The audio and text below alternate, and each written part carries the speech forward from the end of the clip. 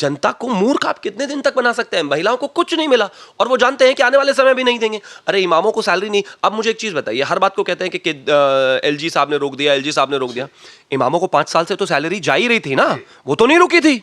तो 5 साल से सैलरी उनको जा रही थी तो बहनों को भी दे देता 5 साल से, और अभी तो सरकार में है, दे देते ना। चुनाव के समय आकर ये ड्रामा करने से बात नहीं बनती कि पूर्वांचली हमारे हैं, लेकिन जब वो मर रहे थे, जब उनके पास खाने को नहीं था, जब उनके पास राशन नहीं था, जब उनके पास रहने को नहीं था, तो बाकायदा रिक्शे में स्पीकर लगवा लगवा कर ऐलान किया था कि दिल्ली छोड़कर चले जाएं, और वो लोगों को जाना पड़ा था। याद होगा यूपी किस तरीके से लोग पैदल गए थे कोरोना में। जब दिल्ली को पैसे की जरूरत थी, जब दिल्ली को सांसों की जरूरत थी, जब दिल्ली को ऑक्सीजन चाहिए थी, सिलेंडर चाहिए था, हॉस्पिटल चाहिए थे, डॉक्टर चाहिए थे, तब ये आदमी रोजाना आकर टीवी पर बैठकर प्रेस कॉन्फ्रेंस करके ड्रामा करता था और कहता था मोदी जी हमारे पास ये नहीं है, 3 दिन की ऑक्सीजन बची है, 4 दिन की ऑक्सीजन बची है। आप लोगों को बेवकूफ बनाता था। ये क्या दिल्ली की महिलाओं का सम्मान करेंगे जो आदमी अपने घर में अपनी पार्टी की सबसे करीबी सहयोगी को, जिसने इतना समय पार्टी को दिया हो, उसको बाल पकड़कर दुशासन की तरह कोई खींच रहा है और वो आदमी अंदर बैठा हुआ उस पर इतना सा भी विरोध नहीं करता और अपने पीए से सवाल जवाब नहीं करता। अरविंद केजरीवाल वो व्यक्ति हैं जो कहते थे कि वक्फ को इतना पैसा दूंगा, कोई कमी नहीं है, अंबानी इसका घर गिरा दूंगा, उसको भी वक्फ को दे दूंगा क्योंकि वो वक्फ की लैंड पर बना हुआ है। इसके अलावा अमानतुल्लाह खान रोहिंग्या को पैसे बांटते हुए पकड़े ही गए, उन्होंने खुलेआम कहा भी और उस पर वीडियो भी बनाई, और दंगे के दंगाइयों को खास तौर पर जो है AIMIM टिकट दे ही रही है। नमस्कार, द न्यूज़ पेपर में आप सभी का बहुत बहुत स्वागत है। दिल्ली विधानसभा चुनाव के लिए तमाम राजनीतिक पार्टियों ने अपनी अपनी रणनीतियां बना ली है। प्रधानमंत्री नरेंद्र मोदी ने अभी तक दिल्ली में 2 रैलियां कर दी हैं और 2 रैलियों में प्रधानमंत्री मोदी ने आम आदमी पार्टी सरकार को दिल्ली के लिए आपदा कहा। वहीं दूसरी तरफ केजरीवाल ने पलटवार करते हुए कहा कि नरेंद्र मोदी यानी कि अगर भाजपा की सरकार दिल्ली में आएगी तो वह दिल्ली वालों की सारी सुविधाएं खत्म कर देगी, चाहे वो फ्री बस हो, फ्री पानी हो, चाहे वो महिलाओं को मिलने वाली 2100 रुपए की योजना हो, भाजपा उन सबको बंद कर देगी। और इसी मुकाबले में कांग्रेस भी सामने है। तो लगता है कि इस बार दिल्ली में त्रिकोणीय मुकाबला होगा और आम आदमी पार्टी की जो 10 साल की एंटी इनकम्बेंसी है, आम आदमी पार्टी को वो झेलनी पड़ेगी। और भाजपा के सामने चुनौती ये कि जो 20 साल का जो सूखा भाजपा ने दिल्ली में झेला, क्या वो वनवास अब कटने वाला है या नहीं, इसी पे बात करेंगे। आज शिवम त्यागी जी भाजपा के प्रवक्ता हैं, इनसे जानेंगे अगर बीजेपी 2025 में यानी कि मिशन 2025 में दिल्ली में अपनी सरकार बनाएगी तो वो क्या मुद्दे रहेंगे और ऐसे क्या कारण रहने वाले हैं जो दिल्ली की जनता बीजेपी को वोट करेगी। शिवम जी, आपका बहुत बहुत स्वागत, धन्यवाद समय देने के लिए। क्या देखते हैं, अभी तक प्रधानमंत्री मोदी की 2 रैलियां हुई और अरविंद केजरीवाल की कैंपेनिंग आप देख रहे हैं कि जेल से आने के बाद वो लगातार गलियों में है दिल्ली की, और कांग्रेस भी अपनी योजनाएं घोषणा कर रही है। तो क्या देखते हैं अभी तक आप अपने दृष्टिकोण में दिल्ली में? जेल से आने के बाद दिल्ली के सुपर चीफ मिनिस्टर जो है, आपने कहा कि ग्राउंड पर हैं, जनता के बीच में हैं, अपने फायदे के लिए हैं, चुनाव जीतने के लिए। लेकिन जब 2020 से 2022 के बीच में कोरोना था, लोग मर रहे थे, लोगों की जान जा रही थी, लोगों की सांसें नहीं थी, लोगों को ऑक्सीजन सिलेंडर नहीं मिल रहा था, लोगों को सुविधाएं नहीं मिल रही थी, लोगों को वेंटिलेटर नहीं मिल रहा था, लोगों को बेड नहीं मिल रहा था, लोगों को हॉस्पिटल नहीं मिल रहा था, लोगों को अनाज नहीं मिल रहा था, लोगों को राशन नहीं मिल रहा था, लोग रह नहीं पा रहे थे घर में, लोग अपने आप को घर में बंद करके जान दे रहे थे, सांसों की वजह से जान दे रहे थे। तब ये अरविंद केजरीवाल कहाँ था? अभी सड़कों पर जेल से आने के बाद घूम घूम कर फिर कर ये नाटक कर रहे हैं। तब ये अरविंद केजरीवाल उस 2020 से 2022 के बीच में अपना शीश महल बनवा रहा था। जब दिल्ली को पैसे की जरूरत थी, जब दिल्ली को सांसों की जरूरत थी, जब दिल्ली को ऑक्सीजन चाहिए थी, सिलेंडर चाहिए था, हॉस्पिटल चाहिए थे, डॉक्टर चाहिए थे, तब ये आदमी रोजाना आकर टीवी पर बैठकर प्रेस कॉन्फ्रेंस करके ड्रामा करता था और कहता था मोदी जी हमारे पास ये नहीं है, 3 दिन की ऑक्सीजन बची है, 4 दिन की ऑक्सीजन बची है। आप लोगों को बेवकूफ बनाता था। ये एक डबल एक्सल शर्ट पहनकर और अंदर जाकर अपने परिवार के साथ बैठकर अपने शीश महल में सिल्क का कारपेट लगाता था 80-80 लाख रुपए का, 1-1 करोड़ रुपए के पर्दे लगाता था, 4-4 लाख रुपए के टोटो के कमोड लगाता था, इसके अलावा 80-80 लाख रुपए के टीवी लगाता था, इसके अलावा इटालियन मार्बल लगाता था। यानी कि आपके बच्चे मर रहे थे, आपके माँ बाप मर रहे थे, उनको बाहर जाने के लिए बस नहीं थी, आनंद विहार पर वो लाखों की भीड़ रातों को जब वो हुआ करती थी, आप लोग जान दे रहे थे, आपकी लाशें बिछ रही थी दिल्ली वालों की, और अरविंद केजरीवाल उन लाशों पर अपनी एक एक ईंट लगा लगा कर अपना शीश महल तैयार कर रहा था। नेता, राजनीतिक पार्टियां तब बनती और चुनी जाती हैं जब वो जनता के लिए काम करें, जब वो जनता के साथ रहें। लेकिन नहीं, ये आदमी तो जब इस देश में और दुनिया में सबसे बड़ी त्रासदी थी, पिछले 500 सालों में इससे बड़ी कोई त्रासदी नहीं आई, और उस समय पर दिल्ली का मुखिया अपने लिए महल बनाकर तैयार कर रहा था। जब आपकी लाशें गिर रही थी तो वो महल पर ईंटें लगा रहा था। जब आपको ज़रूरत थी उसकी, तब वो आपके बजट का पैसा अपने घर की कंफर्ट में 40 लाख रुपए जो है एक आम आदमी के फ्लैट की कीमत होती है नोएडा दिल्ली में, अगर कहीं थोड़ा बाहर लेकर वो अपना फ्लैट रहे, वो 40 लाख रुपए की करछियां, चम्मच, चमचे ये खरीदे हैं उसने कोरोना के दौरान। 35-36 करोड़ रुपए ऑफिशियल लगाए हैं और 100 करोड़ रुपए शीश महल में लगाए हैं वैसे। तो आज जनता उसको जवाब देगी, आज जनता उनको चुनाव में हराएगी। आज जनता को वो सब चीजें याद है। आप आके बहुत रोना धोना नहीं कर सकते, आप रो सकते हैं, धो सकते हैं, ड्रामा कर सकते हैं, नौटंकी कर सकते हैं, लेकिन ये नौटंकी तो दिल्ली ने 10 साल देखी है। आपने कहा था हवा साफ करूंगा, नहीं कर पाए। आपने कहा था पानी अच्छा साफ दूंगा, नहीं दे पाए। आपने कहा था 24/7 रनिंग वाटर दूंगा, नहीं दे पाए। आपने कहा था यमुना साफ कर दूंगा, नहीं कर पाए। आपने कहा था कि 15 यूनिवर्सिटीज बना दूंगा, नहीं बना पाए। आपने कहा था 500 स्कूल बना दूंगा, नहीं बना पाए। आपने और तमाम चीजें प्रॉमिस की थी, लंदन हो जाएगा, ये झीलों का शहर बन जाएगा दिल्ली, इतने सारे वादे थे। कोई एक बता दे, मैं गारंटी देता हूं किसी भी 5 घरों में कोई भी 5 स्कीमों का फायदा अगर दिल्ली में किसी इलाके में आपको मिल जाए तो बहुत बड़ी बात हो जाएगी। लंदन बनाने वाले दिल्ली का आज ये हाल कर दिए हैं कि सही से वहां पर इंसान रह नहीं सकता, लेकिन अपने लिए पूरी सुख सुविधाएं हैं। तो आप मानते हैं कि शीश महल पर जनता वोट देगी, मतलब कि उसका जवाब देगी अरविंद केजरीवाल को? शीश महल आपने बताया, जनता दिल्ली की सरकार ने जिस तरीके से कोरोना के दौरान काम किया उस पर वोट देगी। जिस तरीके से ये आदमी रोजाना आकर दिल्ली की जनता को बेवकूफ बनाता था और उसके बाद बीच में जाकर पीछे से शीश महल का इंस्पेक्शन करता था, अपने परिवार के साथ जाकर वहां पर अपनी किचन बनवाता था, 40-40 लाख रुपए की जकूजी लगवाता था, नहाने के लिए स्विमिंग पूल टेम्परेचर कंट्रोल्ड लगवाता था, 5-5 लाख रुपए के बार लगवाता था, जनता उस पर वोट देगी। जब आदमी को, जब एक एक व्यक्ति को, ये कहते हैं आजकल पूर्वांचली बहुत करते रहते हैं कि पूर्वांचलियों को अपमान हो रहा है, जब वो पूर्वांचली अक्षरधाम पर खड़ा हुआ था, जब वो पूर्वांचली आनंद विहार पर खड़ा हुआ था, जब उनके लिए बसेस नहीं थी, जब उनको साधन इतना साधन नहीं रह गया था कि उनको गांव तक छोड़ दिया जाए, जब इनकी औकात इतनी नहीं थी कि उनको 2 किलो राशन दे पाए, जनता उस पर वोट करेगी। आज चुनाव के समय आकर ये ड्रामा करने से बात नहीं बनती कि पूर्वांचली हमारे हैं, लेकिन जब वो मर रहे थे, जब उनके पास खाने को नहीं था, जब उनके पास राशन नहीं था, जब उनके पास रहने को नहीं था, तो बाकायदा रिक्शे में स्पीकर लगवा कर ऐलान किया था कि दिल्ली छोड़कर चले जाएं, और वो लोगों को जाना पड़ा था। याद होगा यूपी किस तरीके से लोग पैदल गए थे कोरोना में। उस पर भी जख्मों पर नमक रगड़ने का जो काम है कि एक तरफ उनको भेज रहा था और दूसरा तरफ अपना महल बनवा रहा था। अगर 2100 रुपए की घोषणा में महिलाएं आई तो क्या शीश महल को महिलाएं भूल जाएंगी? और हमने देखा कि महाराष्ट्र हो, हरियाणा हो, कई चुनाव महिलाओं ने प्रभावित किए और वहां पे वोट भी हासिल हुए और जीती पार्टी। कैसे जीतेंगे? कैसे बहनें जो हैं कैसे इस बात में आ सकती हैं? क्या बहनों ने कोरोना में अपने भाई नहीं खोए, माता पिता नहीं खोए, बीमार नहीं हुए, हॉस्पिटल के लिए दर दर नहीं भटके? इस आदमी का निकम्मापन नहीं देखा कि ढंग से राशन भी नहीं दे पाया? इस आदमी का निकम्मापन नहीं देखा कि सही से बेड भी नहीं दे पाया, ऑक्सीजन भी नहीं दे पाया, और अपने लिए इतनी सुविधाएं वो पैदा कर रहे थे? मैं मानता हूं कि चलिए दिक्कत थी तो थी, सबके लिए थी ना, लेकिन कम से कम अपने लिए तो महल ना बनवाते, अपने लिए तो 100 करोड़ रुपए नहीं खर्च करते, अपने लिए तो रिक्लाइनर सोफा और उसमें 1-1 करोड़ रुपए के जिम और उसमें 40-40 लाख रुपए की किचन और इसमें लाखों रुपए के, करोड़ों रुपए के सिल्क के कारपेट नहीं लगवाते।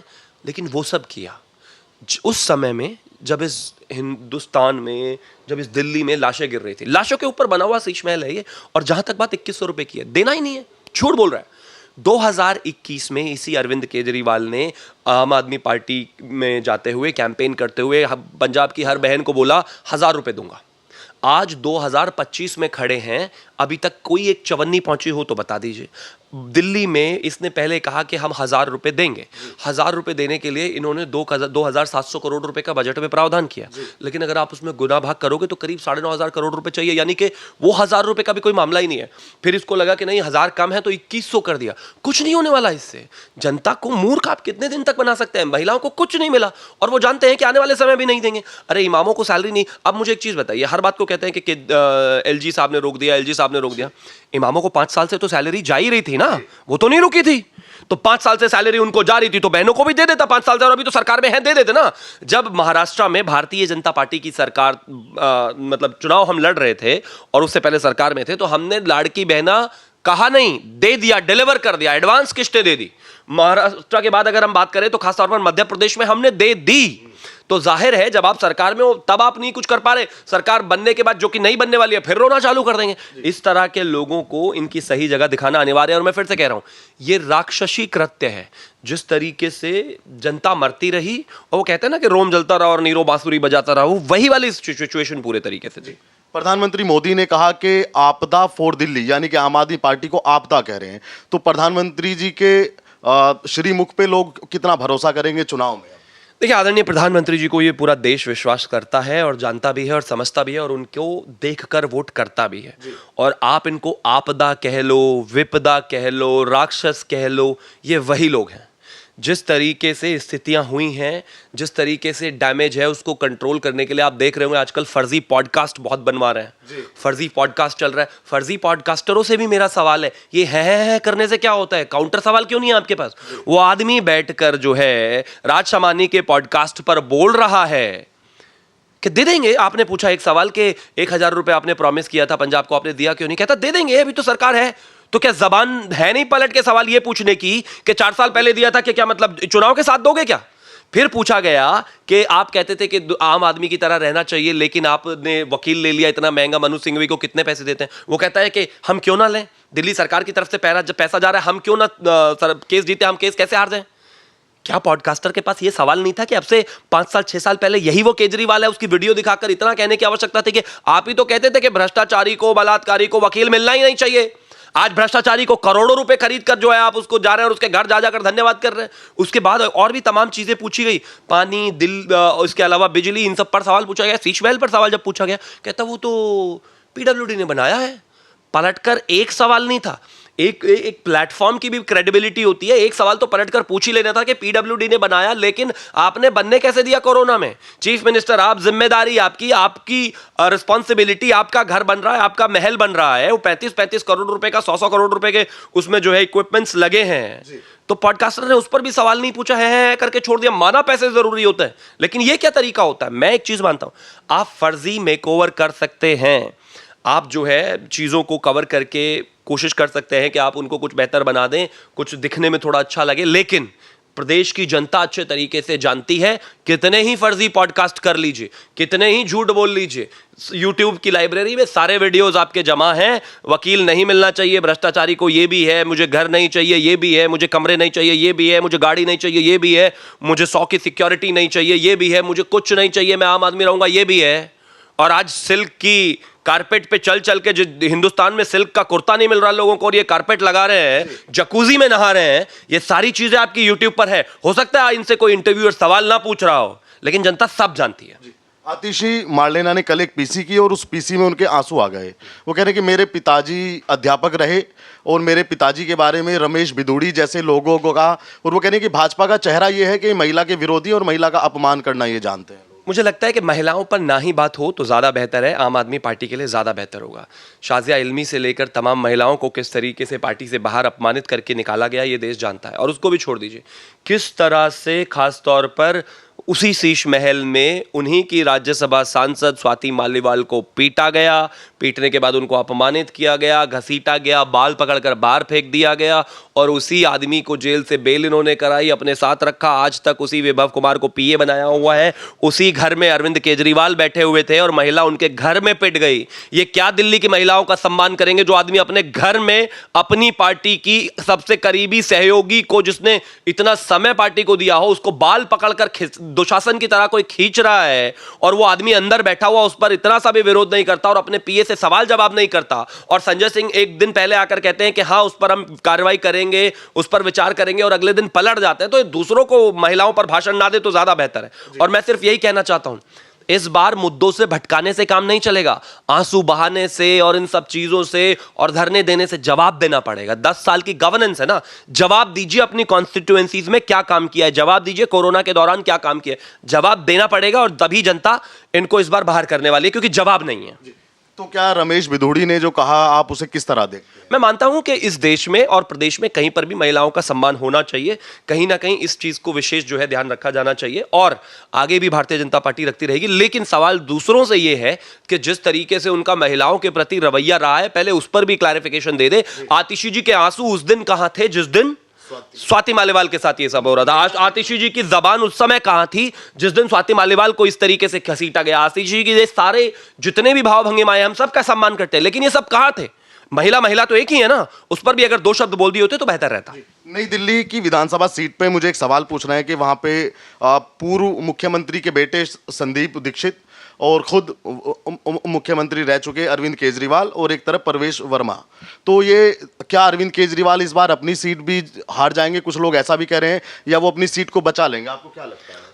अरविंद केजरीवाल अपनी सोशल मीडिया की टीम से कहकर ट्विटर पर लिखवा रहे हैं कि कार्यकर्ताओं की मांग है कि अरविंद केजरीवाल को 2 सीटों पर चुनाव लड़ना चाहिए। क्योंकि वो जानते हैं, वो डरे हुए हैं, वो घबराए हुए हैं, वो नई दिल्ली से चुनाव हार रहे हैं, तो अपने ही कार्यकर्ताओं को खड़ा करके जो ड्रामा वो हमेशा से करते आए हैं, दूसरी सेफ सीट ढूंढ रहे हैं जहां से ताकि वो जीत पाए। क्योंकि उनको दिक्कत है कि हार गए तो चीफ मिनिस्टर की कुर्सी भी चली जाएगी। इस तरीके से स्थितियां बनाने से कुछ होगा नहीं। ये आदमी इस बार नई दिल्ली से चुनाव हार रहे, बहुत अच्छे तरीके से जानते हैं और इसीलिए दूसरी सीट ढूंढ भी रहे हैं।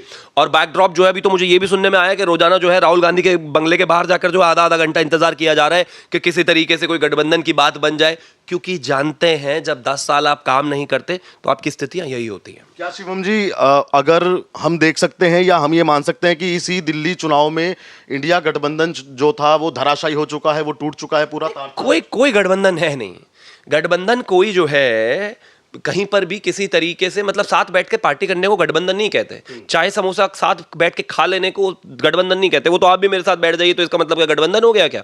मतलब चुनाव में गठबंधन होते नहीं। हरियाणा में ये साथ नहीं थे, इसके अलावा मध्य प्रदेश में ये साथ नहीं थे, दिल्ली में ये साथ नहीं है, इसको गठबंधन कैसे कहेंगे? और जिस तरह की हालत है, कोई गठबंधन नहीं है। वो एक बेमेल खिचड़ी थी जो आदरणीय प्रधानमंत्री जी के खिलाफ बनाने का प्रयास हुआ, लेकिन बुरी तरीके से फ्लॉप हो गई, क्योंकि हर राज्य में हर एक पार्टी के अपने अपने अलग अलग इंटरेस्ट है। हरियाणा में लगता था कांग्रेस को वो जीत जाएंगे तो उन्होंने आम आदमी पार्टी को जो है दूर भगा दिया। मध्य प्रदेश में उनको लगता था कि वो जीत जाएंगे तो फिर दूर भगा दिया। अखिलेश यादव को उपचुनाव में लगता था कि वो अकेले जीत जाएंगे तो कांग्रेस से सिंबल ही छीन लिया, अपने सिंबल पर चुनाव लड़ा दिया। मैं ऐसा मानता हूं कि इसको गठबंधन नहीं कहते राजनीति में, ये politics for their own convenience वाली एक बात हो गई जो चलने वाली नहीं है। और जनता भी अब जानती है, ये लोग दिन रात चूहे बिल्ली की तरह लड़ाई करते हैं और आकर फिर अगर कहें कि गठबंधन है तो गठबंधन बिल्कुल नहीं है। एक सवाल, एमआईएम पार्टी ने यानी कि असदुद्दीन ओवैसी की पार्टी ने 10 कैंडिडेट दिल्ली में देने का अपना ऐलान किया है, घोषणा किया है। उसमें 2 कैंडिडेटों का नाम सामने आया है जो दिल्ली दंगे में रहे, एक शाहरुख पठान का और एक ताहिर हुसैन का टिकट घोषणा कर दिया। क्या कहना चाहिए? बढ़िया है, हर एक पार्टी को अपने आप को बड़े से बड़ा मौलाना साबित करना है। अरविंद केजरीवाल वो व्यक्ति हैं जो कहते थे कि वक्फ को इतना पैसा दूंगा, कोई कमी नहीं है। अंबानी इसका घर गिरा दूंगा, उसको भी वक्फ को दे दूंगा क्योंकि वो वक्फ की लैंड पर बना हुआ है। इसके अलावा अमानतुल्लाह खान रोहिंग्यास को पैसे बांटते हुए पकड़े ही गए, उन्होंने खुलेआम कहा भी और उस पर वीडियो भी बनाई। और दंगे के दंगाइयों को खास तौर पर जो है AIMIM टिकट दे ही रही है। अभी सुनने में आया इशरत जहां एक और महिला है जिसको लेकर कांग्रेस पार्टी में भी बात चल रही है, वो 1-1.5 साल में जेल से आई है तो उसको राहुल गांधी टिकट देना चाहते हैं। ठीक है, सारे दंगाइयों को टिकट दे दीजिए। सारे पार्टीज को मौलाना बनना है, एक से एक मुस्लिम तुष्टिकरण में एक दूसरे को दिखाना है कि कौन बड़ा मौलाना है, कौन बड़ा भाईजान है। सबको मेरी शुभकामनाएं। लेकिन दिल्ली इस बात का जवाब जरूर देगी कि जो लोग दंगों में थे, जो आग लगाने में थे, जो दिल्ली में दंगा भड़काने में थे, उन लोगों को अगर आज आप टिकट दे रहे तो कल जनता उसका जवाब जरूर देगी। एक अंतिम सवाल मेरा यह है कि जैसे हमने देखा कि महाराष्ट्र के चुनाव में मौलाना सज्जाद नोमानी ने घोषणा किया चुनाव मतदान से एक दिन पहले कि सभी वोट का जिहाद करो और मतलब गठबंधन को वोट करो, तो क्या दिल्ली में भी कुछ ऐसी कुछ संभावनाएं बनेगी चुनाव के दौरान? मैं मानता हूं कि दिल्ली में भी इस तरह की स्थिति आनी ही है और जाहिर है अभी आप देखेंगे किस तरीके से ये लोग दंडवत होते हैं। आदत इनकी हमेशा से रही है। हिंदुस्तान में भारतीय जनता पार्टी हमेशा इन फतवों से और इन ये सारी चीज़ों से हमेशा लड़ती ही रही है। जितना तुष्टिकरण ये लोग करते हैं, जितना दिन रात चीज़ों को बढ़ावा देते हैं, जितना जिस तरीके से पुजारियों को तनख्वाह नहीं देते लेकिन खासतौर पर मौलानाओं को देते हैं, मौलवियों को देते हैं, जिस तरीके से तुष्टिकरण की कोई पराकाष्ठा की कमी तो रही नहीं। जिस तरीके से कहा जाता था कि मेरी नानी कहती थी मेरे राम ऐसे खंडित जगह पर नहीं आते हैं, मनीष सिसोदिया कहते थे मंदिर मत बनाओ, राम मंदिर मत बनाओ, वहां पे कोई विद्यालय खोल दो, हॉस्पिटल बना दो। जाहिर है सबके हिंदू नफरत चेहरे हैं, वो निकलकर धीरे धीरे चुनाव के सामने आएंगे। जैसे जैसे चुनाव करीब आता जा रहा है आप देखेंगे सबकी असलियत निकल कर आएगी, लेकिन जनता इनको इनकी असलियत जरूर दिखा देगी इस बार। एक्स पर अरविंद केजरीवाल की आम आदमी पार्टी का जो एक्स हैंडल है वो डालती है एक घोड़ी का फोटो डालता है और वो पूछते हैं कि घोड़ी तो है लेकिन दूल्हा कौन है भाजपा में? मैं मानता हूं कि खास तौर पर अभी अरविंद केजरीवाल तो जुम्मा 4 दिन 10 साल के ही मुख्यमंत्री हुए हैं। उड़ीसा में भी भारतीय जनता पार्टी आदरणीय प्रधानमंत्री जी के नाम पर ही लड़ी थी। बिल्कुल सीटें पाई इस बार। अरविंद केजरीवाल की उतनी औकात नहीं है जितनी नवीन पटनायक जी की थी। नवीन पटनायक जी हारे, अरविंद केजरीवाल जी भी हारेंगे इस बार। और भारतीय जनता पार्टी कहीं पर भी जाती है, हमारे पास एक ही दुल्हा है और एक ही सम्मानित व्यक्ति है जिसको पूरा देश सुनता है, तो उसकी चिंता उनको करने की आवश्यकता नहीं है। नवीन पटनायक जी से सीख लेके समय से साइड हो जाए तो ज्यादा बेहतर रहेगा। कितनी सीटें मान के चलते हैं भाजपा? मैं मानता हूं भारतीय जनता पार्टी पूर्ण बहुमत के साथ सरकार बनाकर आएगी दिल्ली में। धन्यवाद। ये थे शिवम त्यागी, जिनकी बातें आपने सुनी दिल्ली चुनाव पर। आप भी जरूर अपनी राय रखिएगा, आपको क्या लगता है दिल्ली के चुनाव में इस बार किस पार्टी की सरकार बनेगी। और दिल्ली चुनाव देखने के लिए द न्यूज़पेपर के साथ में जुड़े रहिएगा। धन्यवाद।